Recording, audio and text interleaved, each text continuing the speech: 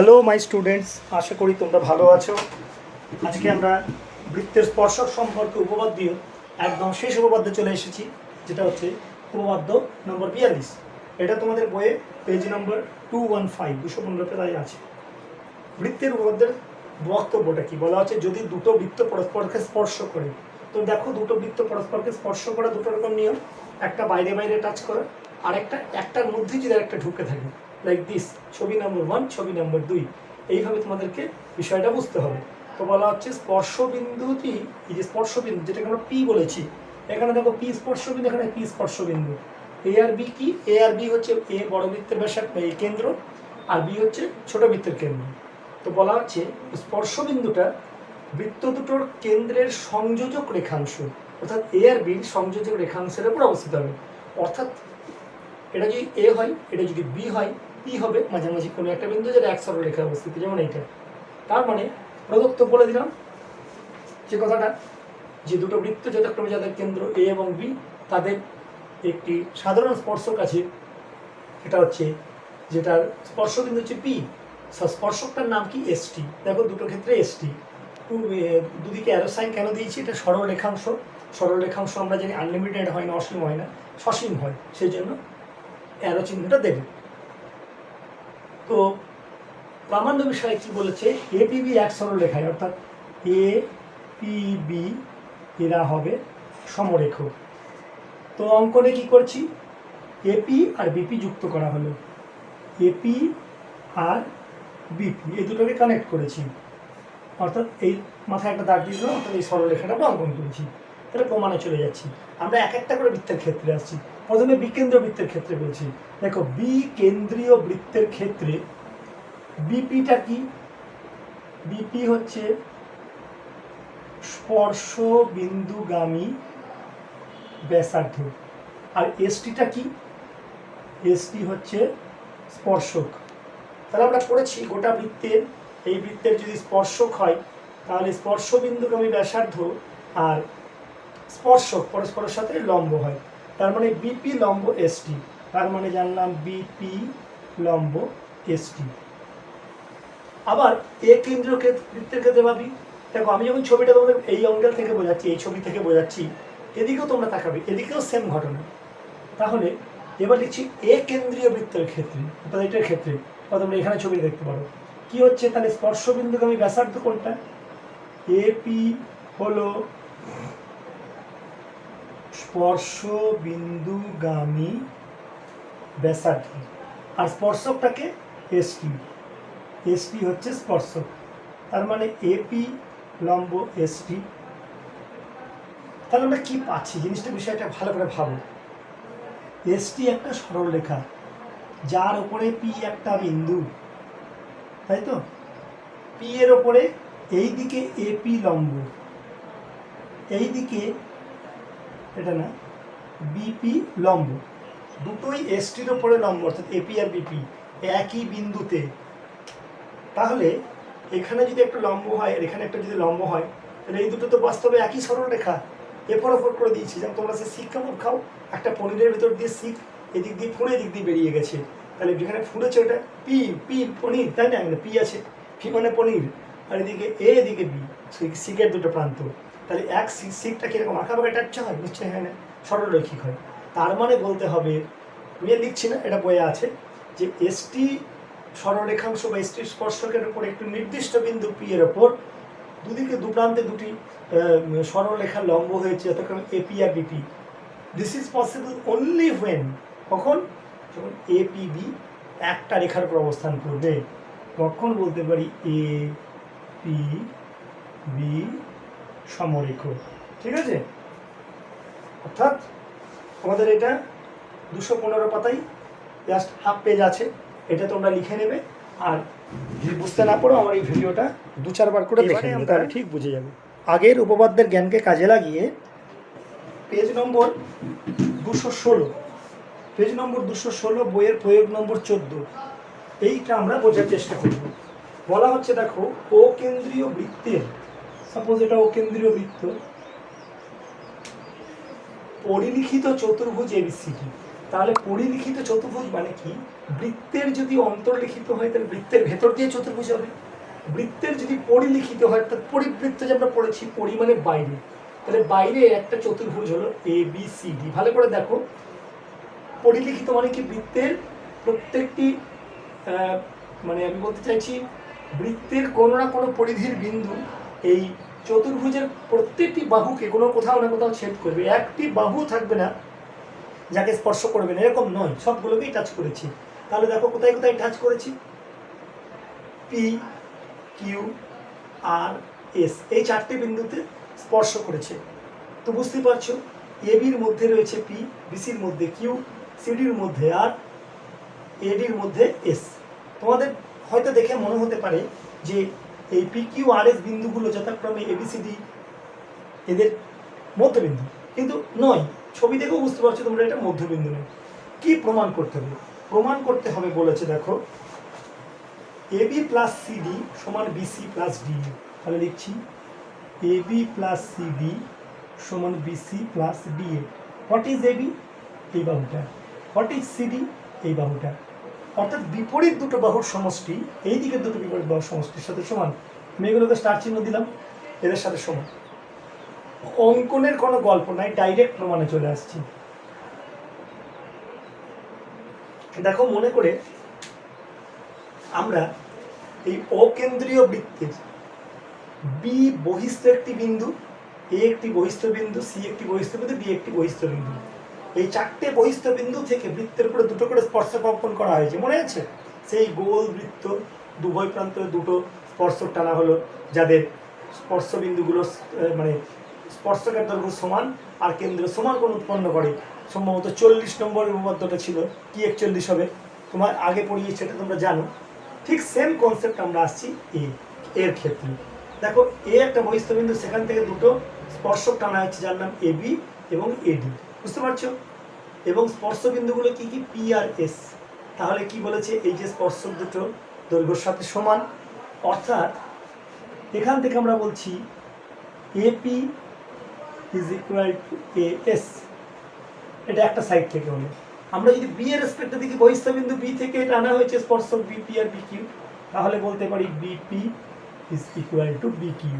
C এর রেসপেক্টে যদি করা হয় সিকিউ আর সিআর সমান, তাহলে সিকিউ সমান সিআর। অ্যান্ড লাস্ট ডি একটি বহিস্থ বিন্দু, সেখান থেকে দুটো স্পর্শক ডিএস আর ডিএস, ডিএস আর ডিআর, তাহলে এই দুটোর মানও সমান হবে। এখন এবি আর সিডি সমান, এটা কি করে প্রমাণ করবো? আমরা লিখছি লেফট সাইডটা এবি সমান সিডি, এই সরি এবি প্লাস সিডি। এইবার দেখো এবি ফুল মানে কি, এপি প্লাস বিপি, ক্লিয়ার? তাহলে এপির জায়গায় লিখছি AP plus BP. What is CD, CD মানে CR plus DR, CR plus DR. এইবারে দেখো যার সঙ্গে যেটা সমান সেইটা বসিয়ে দিচ্ছি। এপি মানে কি, এপি মানে যে এ এস বসিয়ে দিলাম, বিপি মানে কি বিকিউ, সিআর মানে কি সিকিউ, ডিআর মানে কি ডিএস। হয়ে গেল। এইবার চারটের মধ্যে আমরা জোড়া জোড়া বাঁধছি, এটার সঙ্গে এটা বাঁধছি, এ এস প্লাস বিএস একটা গ্রুপ, আর বিকিউ আর সিকিউ যুক্ত করে দিলাম একটা একটা গ্রুপ। দেখো এ এস আর ডিএস যুক্ত করলে পাই এডি, বিকিউ আর সিকিউ মিলে হয় বিসি। আচ্ছা আমাকে কি প্রমাণ করতে দিয়েছিল, এবি প্লাস সিডি। দেখো AB plus CD equal to BC plus DA. তো বিসি প্লাস ডিএ মানেই তো ঘুরিয়ে লিখে দিচ্ছি বিসি প্লাস এডি মানেই ডিএ। হয়ে গেল, প্রমাণিত। ছোট্ট একটা প্রমাণ, খুবই ছোট্ট, অত্যন্ত সহজ। এটা কিন্তু পরীক্ষায় হামেশাই আসে, টেস্ট পেপারে খুব দেখা যায়। তো এটা ভালো করে তোমরা খাতায় প্র্যাকটিস করে নেবে। একটা প্রশ্ন তোমাদের আসে যে দুটো বৃত্তের সাধারণ স্পর্শ কতগুলি হয়, তো এটার কিন্তু একটা কোনো ডেফিনিট অ্যান্সার হয় না। অ্যান্সারটা ডিপেন্ড করে একটা মানে বৃত্ত দুটো কিভাবে অবস্থান করছে। তো প্রথম যে ছবিটা তোমরা দেখো এইটা, একটা বৃত্তের ভিতরে আরেকটা বৃত্ত অন্তর্লিখিত, তাহলে তাদের সরল সাধারণ মানে স্পর্শক একটাই হবে।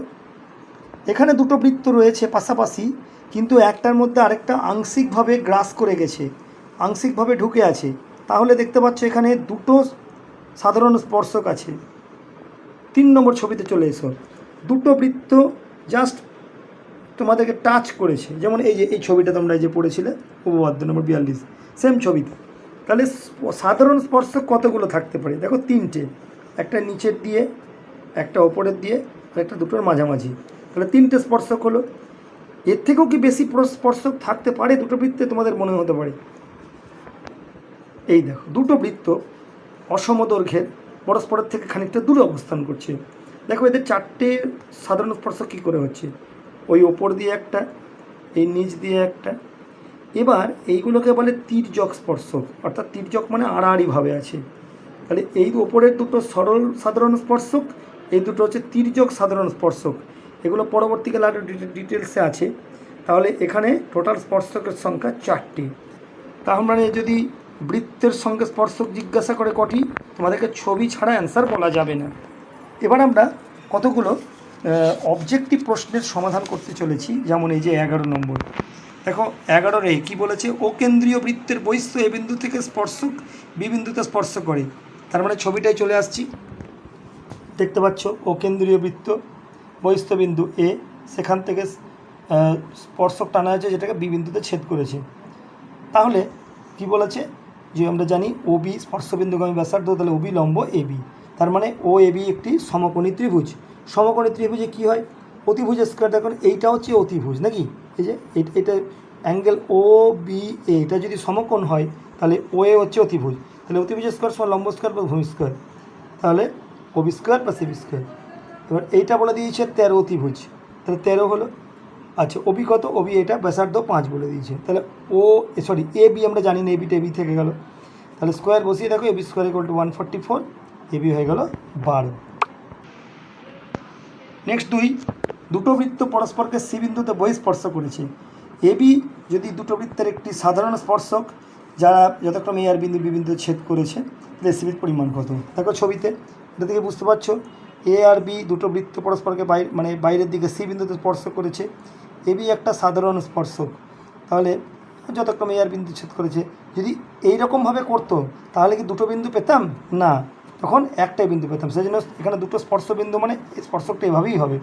তাহলে যদি আমরা ত্রিভুজ দিয়ে যুক্ত করতে পারতাম, তাহলে অ্যাঙ্গেল এবিসি একটা সমকোণী ত্রিভুজ, আর অ্যাঙ্গেল এসিবি হতো সমকোণ। কারণ এই যে এই দৈর্ঘ্যগুলো সমান, এসি থেকে দুটো প্রান্তের দৈর্ঘ্য সমান, তাহলে 45, আর এইটা হয়ে যাবে 90। আশা করি বুঝে গেছো। নাম্বার 3তে চলে এসো। বলা হচ্ছে ও কেন্দ্রীয় বৃত্তের ব্যাসার্ধের দৈর্ঘ্য 5 সেমি, ও বিন্দু থেকে 13 সেমি দূরত্বে পি একটি বিন্দু, পি থেকে দুটো স্পর্শক রয়েছে, P Q R P R. তাহলে চতুর্ভুজের ক্ষেত্রফল কত? দেখো চতুর্ভুজ মানে চতুর প্লাস ভুজ নাকি?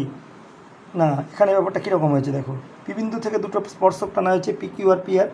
ব্যাসার্ধগুলো বুঝতেই পারছো 5 করে। এই পি আরের দৈর্ঘ্য হচ্ছে 13। বেশ, তাহলে আমরা দেখে নিই পি ও কিউ, উপরের ত্রিভুজটা আর নিচেরটা পি ও আর, দুটোই সমকোণী। এখন পি কিউ মানেই পি আর, তার মানে পি আর যদি 13 হয়, পি কিউ 13। তাহলে আমরা এখান থেকে পাচ্ছি দেখো পি কিউ স্কোয়ার, এই যে পি কিউ স্কোয়ার প্লাস কী হবে 5 স্কোয়ার, অর্থাৎ লম্ব স্কোয়ার প্লাস ভূমি স্কোয়ার ইকুয়াল টু অতিভুজ স্কোয়ার। তাহলে অতিভুজ 13। তাহলে এখান থেকে আমরা পি কিউর মানটা বেরিয়ে গেল কত? 12 সেমি। 12 সেমি যেই বেরিয়ে গেল, তাহলে ত্রিভুজ পি ও আর, ত্রিভুজ পি ও আরের দৈর্ঘ্যটা আমরা এই ক্ষেত্রফলটা বের করে নিচ্ছি। ত্রিভুজ পি ও আর মানে হচ্ছে ত্রিভুজ পি ও কিউ মানেও তাই, কারণ দুটো ত্রিভুজ সর্বসম। তাহলে যে কোনো একটার বার করি। সমকোণী ত্রিভুজের ক্ষেত্রফল কি? হাফ ইন্টু ভূমি ইন্টু উচ্চতা, তাহলে হাফ ইন্টু 5 ইন্টু 12 গুণ করে বেরিয়ে গেল 30। তাহলে চতুর্ভুজের ক্ষেত্রফল কী হবে? অর্ধেকটা যদি 30 হয়, ওই অর্ধেকটাও 30, 30 যোগ করে 60। বুঝতে পারছো তো তোমরা? নাম্বার 4 দেখো, দুটো বৃত্তের ব্যাসার্ধ দৈর্ঘ্য যথাক্রমে 5 সেমি আর 3 সেমি। বৃত্ত দুটো পরস্পরকে বহিঃস্পর্শ করেছে। বৃত্ত দুটোর কেন্দ্রদ্বয়ের মধ্যে দূরত্ব, এগুলো 1 নম্বরের প্রশ্ন পরীক্ষায় আসবে। 4 আর 5 দুটোই আসবে। দেখো বহিঃস্পর্শ করেছে, বহিঃস্পর্শ করলে দুটোর কেন্দ্রের দূরত্ব কী হবে? একটার মধ্যে একটা তো ঢুকে নেই, বাইরে আছে, তাহলে বৃত্তদের কেন্দ্রদ্বয়ের মধ্যে দূরত্ব সিম্পল যোগ হয়ে যাবে, 5 আর 3 8। আর ঠিক 5এরটা তার উল্টো, দুটো বৃত্তের কী বলে ব্যাসার্ধ দৈর্ঘ্য 3.5 আর 2, বৃত্ত দুটো অন্তঃভাবে স্পর্শ করেছে। তো অন্তঃভাবে স্পর্শ করলে এই যে 5 নম্বর ছবিটা, একটার মধ্যে একটা ঢুকে আছে, তাহলে এদের মধ্যে যদি তুমি যোগফল করো মানে কী বলে কেন্দ্রদ্বয়ের তুমি যদি দূরত্ব মাপো, তাহলে কেন্দ্রদ্বয়ের দূরত্বটা হবে এই যে এটা কী হবে, বড়টার ব্যাসার্ধ মাইনাস ছোটোটার ব্যাসার্ধ করলে এইটা বেরিয়ে যাবে, তাহলে 3.5 - 2 = 1.5 সেন্টিমিটার। এবার আমরা সত্য মিথ্যায় দেখছি। একটা বৃত্তের অন্তস্থ একটি বিন্দু পি, বৃত্তে অঙ্কিত কোনো স্পর্শক পি বিন্দুগামী নয়। তার মানে অন্তস্থ যদি কোনো একটা বিন্দু থাকে, বৃত্তের ভেতরে যদি একটা বিন্দু থাকে যেটা পরিধির উপর অবস্থিত নয়, তো ভালো, তো ঠিকই তো বলেছে। তাহলে স্পর্শক কি পি বিন্দু কোনো স্পর্শক করে? স্পর্শক মানে টাচ করে বেরিয়ে যাবে, এমন তো নয় বৃত্তের ভুঁড়ি ফাঁসি দিয়ে মাঝখান থেকে বেরিয়ে যাবে, নিশ্চয় তা নয়। তাহলে কথাটা সত্য। নেক্সট বলা হচ্ছে একটি বৃত্তে একটি নির্দিষ্ট সরলরেখার সমান্তরাল 2-এর অধিক স্পর্শক অঙ্কন করা যায়। বেশ, কি বলেছে, একটা বৃত্তে নির্দিষ্ট সরলরেখার সমান্তরাল 2-এর বেশি অধিক স্পর্শক। ও বাবা, তাই যায় নাকি? আমার তো জানা নেই যে এরকম করা যায়। তোমরা তো চেষ্টা করে দেখতে পারো, যদি পেরে যাও তাহলে নোবেল প্রাইজও পেয়ে যেতে পারো। হ্যাঁ, তাহলে 2-এর অধিক স্পর্শক অঙ্কন করা যায় কথাটা মিথ্যে, করা যায় না। নাম্বার 3, এই শূন্যস্থান পূরণ বলছে। দেখো, একটা সরলরেখা বৃত্তকে দুটো বিন্দুতে যদি ছেদ করে, তাহলে সরলরেখাটিকে বৃত্তের কি বলা হয়? সরলরেখাটিকে বৃত্তের ছেদক বা স্পর্শক বলা হয়।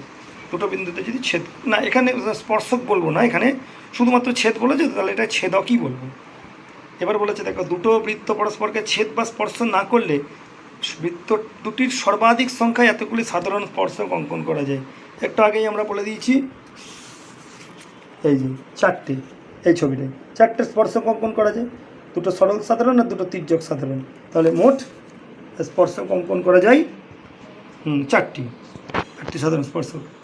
এবার বলছে দুটো বৃত্ত পরস্পরকে এ বিন্দুতে বহিঃস্পর্শ করলো। এ বিন্দুতে অঙ্কিত বৃত্ত দুটির যে সাধারণ স্পর্শকটা সরল না তির্যক? এই ছবিটা আমি তোমাদেরকে দেখাচ্ছি। দেখো, দুটো বৃত্ত পরস্পরকে এই যে এ বিন্দুতে বহিঃস্পর্শ করেছে। কোন ছবিটা হবে বলে মনে হচ্ছে? অবশ্যই 3 নম্বরের ছবিটা। তাহলে যে সাধারণ স্পর্শক এই যে স্পর্শ বিন্দুতেই যদি করে, দেখো এই ওপরের যে মাথাটা রেখাটা, এইটা হচ্ছে সরল স্পর্শক, নিচে যেটা আছে এটাও সরল স্পর্শক, আর দুটোর মাঝখান দিয়ে যেগুলো রয়েছে সেটা তির্যক। তাহলে এই যে মাঝখান দিয়ে যে কমন বিন্দুটাও তির্যক, বোঝা গেল তো? তাহলে এইখানে অ্যান্সারটা হবে তির্যক। ঠিক আছে, তোমরা অবজেক্টিভগুলো আরেকবার সবাই খাতায় কপি করে নেবে, এই আমার এই ভিডিও থেকে স্ক্রিনশট নিয়ে নেবে, বা আমি পরে হোয়াটসঅ্যাপেও এই ছবিগুলোর মানে এই সলভটা পাঠিয়ে দেবো। সবাই কিন্তু খাতায় কপি করে নেবে।